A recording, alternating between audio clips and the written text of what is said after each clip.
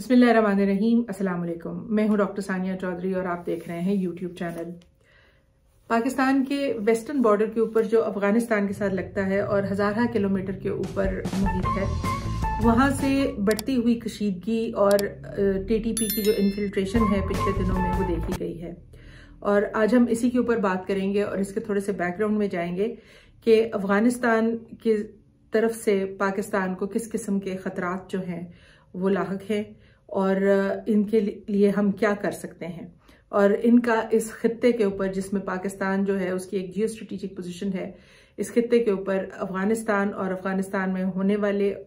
वाक़यात, तो जो भी हरकत वाक़यात हैं, और उसके बाद वहाँ से पाकिस्तान की तरफ बढ़ने वाली खदशात जो हैं वो किस तरह से हम पाकिस्तान को वल्नरेबल करते हैं और उसके लिए सिक्योरिटी थ्रेट बनते हैं। अगर हम थोड़ा सा इसमें तारीख के ऊपर नज़र डालें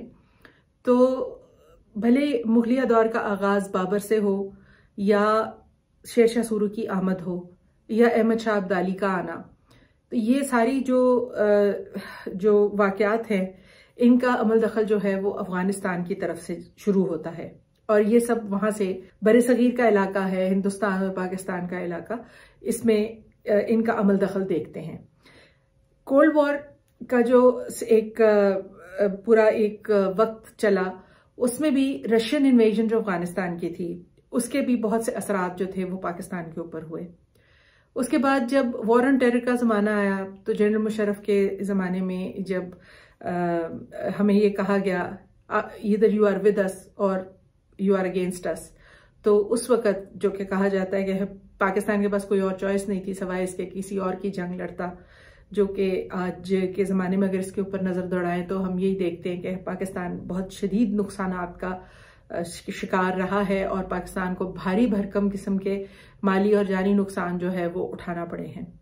उस वॉर ऑन टेरर में शामिल होने की वजह से। और उस वक़्त अमेरिकन जो हेजमनी थी वो भी सबके सामने है। उसके बाद अगली स्टेज आई तो अमेरिका के ट्रूप्स का जो अफगानिस्तान के अंदर बाकायदगी के साथ बहुत से सालों के ऊपर वहाँ उनकी मौजूदगी, और फिर अफगानिस्तान के लैंडलॉक्ड होने की वजह से जितनी भी खुर्दोनोश की सप्लाईज थी, जितनी भी मिलिट्री इक्विपमेंट की सप्लाईज थी या भरे हुए कंटेनर्स जिनका बहुत चर्चा रहा, वो सारे जो थे वो उस लैंडलॉक्ड खित्ते के अंदर, जिसको अफगानिस्तान कहा जाता है, वहाँ पर अक्सर बेश कराची का नाम आता है कि उस जरिए से गए। कस्टम्स में बहुत से इसके वाक़यात भी हैं कि बहुत से इस तरह का साजो सामान जो है वो पकड़ा भी गया, उसके ऊपर अटैक्स भी हुए और वो गायब भी हुआ। और उसका अंजाम ये हुआ कि आज अफगानिस्तान के अंदर ये डॉलर्स जो हैं इन्होंने एक टेररिज्म को जन्म दिया, और जो मिलिट्री का इक्विपमेंट था जो वहाँ से जाते हुए ट्रूप्स छोड़कर चले गए, जब उनका अचानक से जाने का टीटीपी के साथ सारा उनके मसाइल जो हैं वो हल हुए और टीटीपी की हुकूमत फॉर्म हुई, और उसके बाद जब ट्रूप्स वहाँ से छोड़कर निकल गए तो बहुत सा वो इक्विपमेंट बहुत से गलत हाथों में चला गया। और अब आजकल पाकिस्तान के वेस्टर्न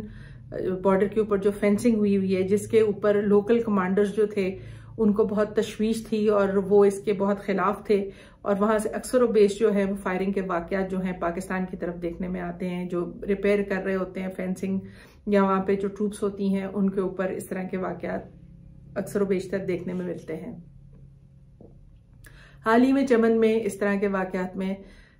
7 लोग शहीद हुए हैं, जिसमें सिविलियंस भी थे, जिसमें आर्मी के भी जवान शामिल हैं, और तकरीबन 19 लोग जो हैं वो ज़ख्मी हुए हैं। तो ये तो वो कुछ असरात हैं जो हम पाकिस्तान में देख रहे हैं। इसके अलावा पाकिस्तान के अंदर भी एक बार फिर से टीटीपी एक्टिव हो गई है। पहले भी सवात के ऊपर पूरा ऑपरेशन करके इसको हमारी आर्म्ड फोर्सेस ने इसको क्लीन आउट करवाया था, ये पूरा इलाका क्लियर करा के रीगेन किया था, और एक दफ़ा फिर से वहाँ पर हमें इस तरह की जो इन्फिल्ट्रेशन है वो नज़र आ रही है और इस तरह के वाक़यात जो हैं वो फिर से शुरू हो गए हैं। टीटीपी फिर से एक्टिव हो गई है। इसके अलावा बलूचिस्तान में भी ये खदशात आ रहे हैं कि खुदकुश बमबार जो हैं वो फिर से एक्टिव हो चुके हैं और वो अपने ऑर्डर्स मिलने के ऊपर फिर से कोई ना कोई इस तरह की गैर इंसानी किस्म की हरकत जो है उसमें फिर से मशगूल हो जाएंगे। तो ये तो कुछ ऐसे वो चीज़ें हैं जिनका पाकिस्तान के साथ डायरेक्टली अमल दखल है। पाकिस्तान के सिक्योरिटी इश्यूज जो हैं वो सिर्फ पाकिस्तान में नहीं बल्कि वो एक्सटेंड होकर अब अफगानिस्तान के अंदर भी पाकिस्तान के जो जानी और माली जो इमलाक हैं उनको भी अब नुकसान जो है वो हमें उसका भी जो अंदेशा बढ़ता चला जा रहा है।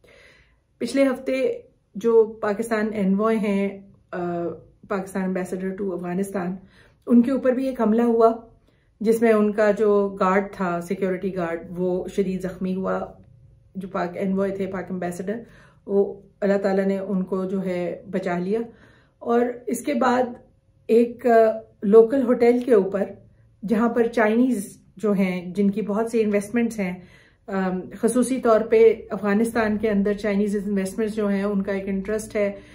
मिनरल रिसोर्सेज में, जो अफगानिस्तान में बहुत रिच है मिनरल्स में। अफगानिस्तान में बहुत ज़्यादा ये मादनियात के ज़खायर मौजूद हैं। तो चाइनीज़ जो हैं उनके ऊपर भी होटल में हमला हुआ और वहाँ पे भी जानी नुकसान का 3 लोगों की और 21 लोगों के ज़ख्मी होने का जो है वहाँ से इतलात आ रही हैं। तो क्या इसके बाद चाइनीज़ जो हैं वो अपनी इन्वेस्टमेंट्स जो अफगानिस्तान में उन्होंने शुरू की हैं वो इसको आगे बढ़ाएंगे या रुक जाएंगे या क्या अपना लाएअमल इख्तियार करेंगे? एक तो ये इसके बाद देखने वाली चीज़ है। यूएस की जो ट्रूप्स वहाँ से जब निकली तो उसके बाद बहुत सी सैंक्शंस जो हैं वो अफगानिस्तान के ऊपर लग गई, क्योंकि यूएन ने अभी तक जो तालिबान की हुकूमत है अफगानिस्तान में उसको अभी तक एक्सेप्ट नहीं किया है, उसको कोई एक्सेप्टेंस वहाँ नहीं मिली है। तो ये इसके बावजूद जो एक चीज़ है, एक और चीज़ जो बड़ी आजकल देखने में आ रही है वो ये है कि पाकिस्तान से जो ज़रूरियात ज़िंदगी की अशिया हैं उनका अफगानिस्तान में एक बड़े पैमाने पे पाकिस्तान से स्मगल होना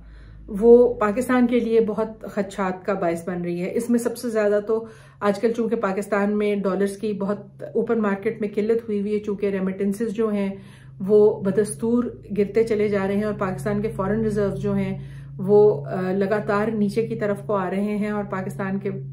पास अब तकरीबन 6.9 बिलियन फॉरेन रिजर्व्स रह चुके हुए हैं। तो चूंकि ओपन मार्केट में भी एक किल्लत जो है बहुत बड़ी वो देखी जा रही है यूएस डॉलर्स की, 224 रुपए का जो रेट है वो बैंक रेट है, जबकि मार्केट में आज की तारीख में 260 रुपए के ऊपर भी डॉलर जो था वो अवेलेबल नहीं है।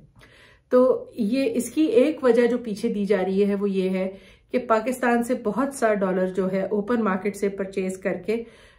वो अफगानिस्तान की तरफ, अफगानिस्तान की जानिब उसको स्मगल किया जा रहा है। और इस सिलसिले में कुछ कंसाइनमेंट्स पकड़ी भी गई हैं जिनमें डॉलर्स जो थे वो फलों के छिलकों के अंदर भर के स्मगल किए जा रहे थे, इसकी भी कुछ खबरें हैं।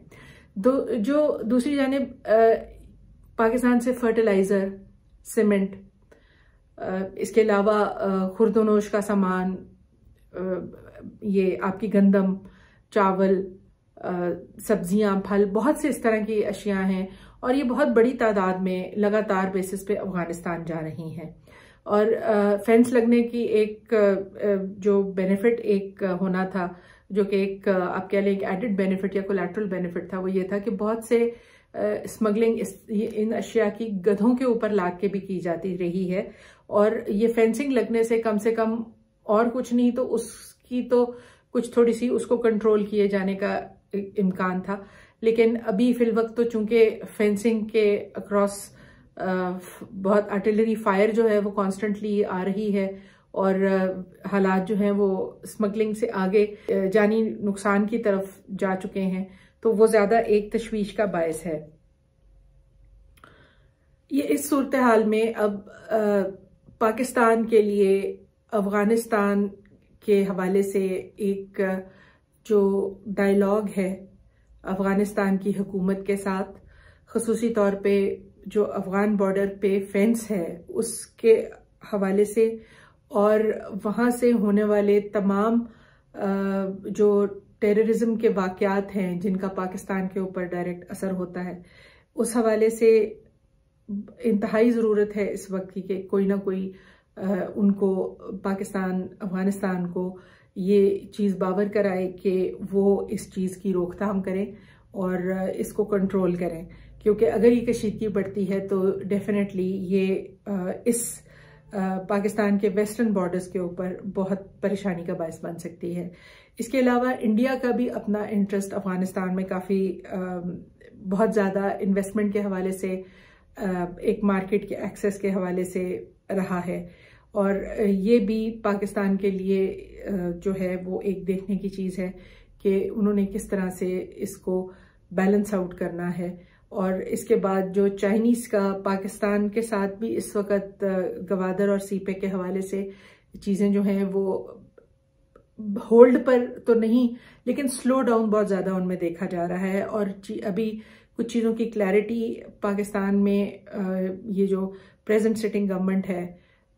शहबाज शरीफ की, पीडीएम की गवर्नमेंट है, उसकी मौजूदगी में तो चीज़ें किसी सिमत में भी